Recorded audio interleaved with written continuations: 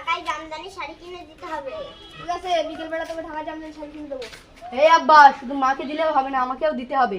ঠিক আছে, দেবো। তাই এখন 50 টাকা দে, স্টাইল মেরে চুলটা কেটে আসি।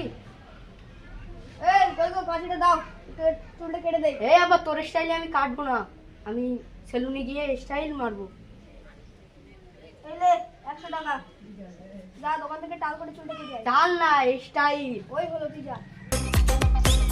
তুমি স্টাইলটা কেমন হয়েছে? খুব সুন্দর, এরকম চুল কাটাই তো আমি পছন্দ করি। তোমার জন্যই তো এরকম চুলটা কেটেছি। সত্যি তাই? আরে হ্যাঁ। এবার এই ঈদে আমার কোথায় ঘুরতে নিয়ে যাবে? দেখি আব্বা যদি কেটিএমটা দেয় তাহলে এবার তোমাকে নিয়ে দীঘায় ঘুরতে যাবো। সত্যি তাই? ঠিক আছে, দেখ আব্বা এবার কিরম করে চুলটা কাটলাম। এই আবার কি টাকা? দুই সাইডে খাল, মধ্যিখানে আল। এটাই তো এখনকার স্টাইল।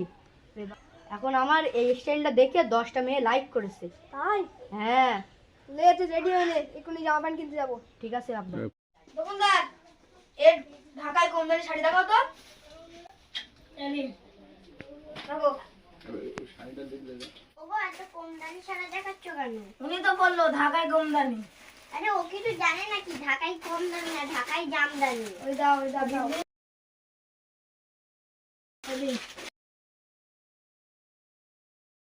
এবারে তুই কি দিলি?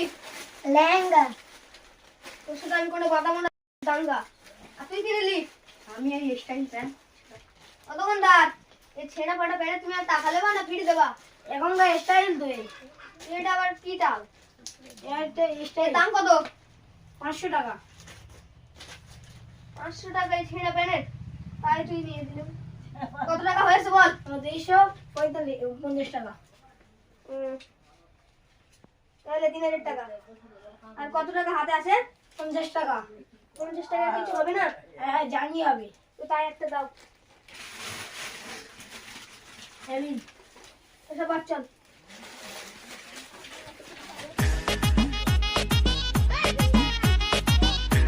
ঠিক আছে, ওই জামা কিনি, জাঙ্গিয়া কিনেছি। দেখা দেখি। এই দেখ।